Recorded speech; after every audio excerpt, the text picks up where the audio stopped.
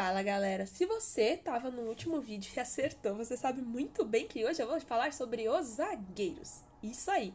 Então eles são a primeira linha defensiva, antes, né, de chegar no goleiro. E os zagueiros, você dificilmente vai ver zagueiros artilheiros, talvez a gente comente sobre um aqui, mas daqui a pouco a gente fala, talvez tenha um spoiler.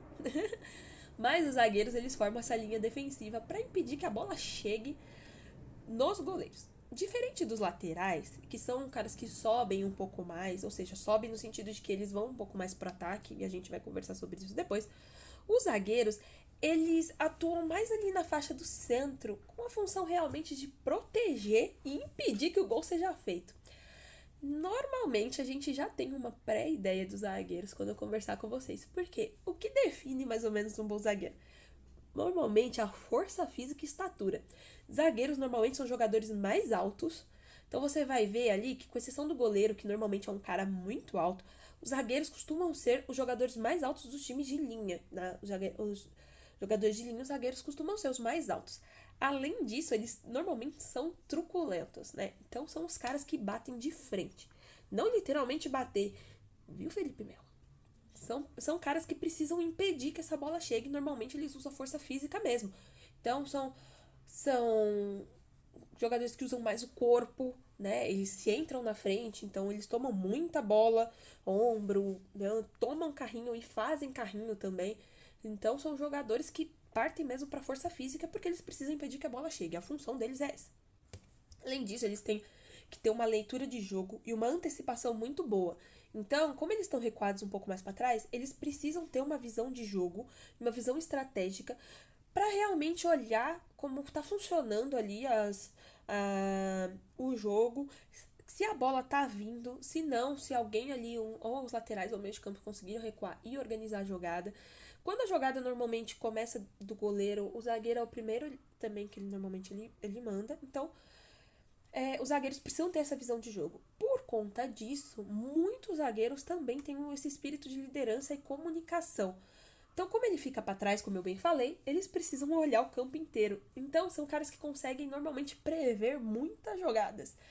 E aí, eles normalmente são líderes dentro de campo, conversam com os outros jogadores mais de igual para igual, diferente dos técnicos que normalmente rola uma hierarquia, mas em campo os caras meio que metem de igual para igual. E eles costumam organizar melhor a linha de defesa, orientar os volantes, que depois eu vou explicar quem são, e ditar, né, se o time deve recuar, deve avançar. Então os zagueiros eles também têm essa parte muito liderança. Não ironicamente, muitas vezes o capitão da seleção brasileira, vocês podem ver, é um zagueiro. Então a gente tem bastante esse costume na seleção brasileira de ser um cara zagueiro, um cara da defesa. Isso porque normalmente os zagueiros são os caras que conseguem olhar o jogo melhor e conseguem guiar o time que o treinador não tem, que é lá de dentro. Então, a gente tem vários zagueiros que foram capitães das seleções, a gente vai conversar depois, mas normalmente os capitães são zagueiros justamente por causa disso. Eles têm uma visão de jogo mais ampla e conseguem ser pessoas mais comunicativas e liderar melhor seus times. Além disso, a gente teve uma mudança recentemente. Antigamente, o zagueiro era um cara que, tipo, a função dele era bicão pra frente.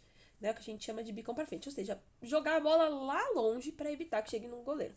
Hoje em dia, os zagueiros trabalham um pouco mais com os laterais e com o meio de campo para ajudar a construção de jogadas, né? Então, hoje em dia, uma mudança, umas características aí pra galera mais velha talvez lembre. Mas, né, que o zagueiro era bicão pra frente, o cara tinha que tirar a bola lá de qualquer jeito. Hoje os zagueiros trabalham mais a bola, algumas vezes participam de jogadas, então, né, os zagueiros hoje eles têm um pouco mais de habilidades e atribuições a eles, né? A gente tem grandes zagueiros pelo Brasil.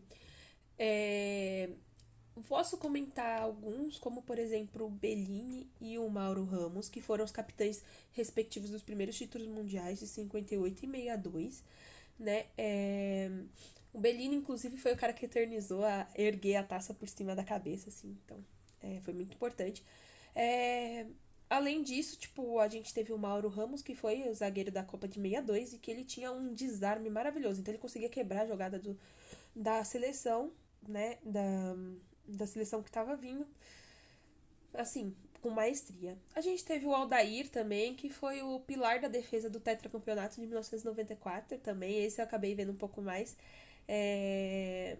Porque, né, a idade bateu aí, gente. Então, aí complica. A gente teve o Lúcio, que pra mim foi bastante importante, porque além dele ter tido uma história aqui no Brasil, ele foi o zagueiro também importante da campeonato de 2002. Vocês me repararam que eu pulei a seleção de 70. Isso porque a seleção de 70 foi um marco. E eu vou fazer um vídeo só sobre ela. Porque existe um futebol antes da seleção de 70 e um outro depois. Então, segura um pouco o forninho aí que a gente vai conversar sobre a seleção de 70 bastante. E aí também, né, nessa Copa de 2002, eu acho que muita gente lembra do Juan também, que foi companheiro do Lúcio também, que era um baita zagueiro. Cara, ele jogava assim, ele tinha desarmes elegantérrimos. Era incrível, incrível, incrível. A gente teve alguns zagueiros mais presentes aí, pra quem lembra, capitão do Brasil por muito tempo, Thiago Silva, que é um ótimo zagueiro, um dos zagueiros mais consistentes de 2021. Não se deixe a sua perspectiva nublar pelas derrotas, etc., que a gente teve no Brasil. O Thiago Silva, ele é um zagueiro excepcional, foi considerado um dos melhores zagueiros do mundo por muito tempo, tá? Ele tem mais de 40 anos, ele tá ali. Aí a gente tem os zagueiros que nós fomos convocados, inclusive, a gente tem uma baixa, então vou começar pela baixa, que é o Éder Militão, zagueiro do Real Madrid, que é um dos maiores times do mundo, e ele sim é um dos maiores zagueiros, tá? Ele tem um tempo de reação muito rápido, é muito bom você ver o Éder Militão jogando, porque parece que ele tá o tempo inteiro no campo, assim, a parte da zaga é dele, parece que ninguém vai passar, é incrível. Infelizmente, o Éder Militão sofreu uma lesão antes da convocação, por isso que ele não tá presente. Mas quem são os zagueiros convocados para essa Copa de 2026? A gente tem o Marquinhos, atual bicampeão da Champions pelo Paris Saint-Germain, então, né, ex-Corinthians, se eu não me engano, então ele é um zagueiro que às vezes ele dá uns cavalos de pau e dá uns passes aí pro colega adversário, né? Quem assistiu o Brasil e Egito viu aí. Mas ele é um ótimo zagueiro, não tem o que reclamar. No jogo da semifinal aí com o Bayern, ele ajudou muito o PSG a passar para essa final. A gente tem o Gabriel Magalhães do Arsenal, que esse ano vice da Champions e atual campeão da Premier League, que é um dos campeonatos mais difíceis, que é o campeonato inglês. O Gabriel Magalhães também, ele às vezes, principalmente em relação a pênalti, eu acho que ele dá umas escorregadas, mas ele é um ótimo zagueiro. A gente tem o Bremer da Juventus, que eu acompanho não tanto, porque eu não acompanho tanto futebol italiano por motivos de que, gente, o futebol italiano tá morto. E assim, é muito campeonato pra acompanhar. A gente tem o Ibanez do Al Ahly e a gente tem o Léo Pereira do Flamengo. Né? Então essas são consideradas aí a zaga da seleção brasileira. Além disso, a gente tem o Danilo, que ele também do Flamengo, que ele entra numa categoria de defensor. Isso porque o Danilo ele pode atuar tanto como zagueiro, né? Mas ele também pode atuar muito como lateral. E a gente vai começar a ter uma intersecção dessas posições. Vocês vão ver quando eu comentar sobre os laterais. Então, tem caras que podem atuar nessas duas posições, tem caras que são específicos de uma. Então, o Danilo, ele é o cara que pode atuar nessas duas posições. Eu acredito que agora ele vai atuar mais como lateral. Isso porque o Wesley acabou se machucando aí no Brasil e Egito, então tá cortado. Então, provavelmente, quem vai pra lateral é o Danilo. Mas ele também é zagueiro, tá na seleção brasileira faz um tempo. Então é isso. A gente agora, você já sabe quem são os goleiros e quem são os zagueiros.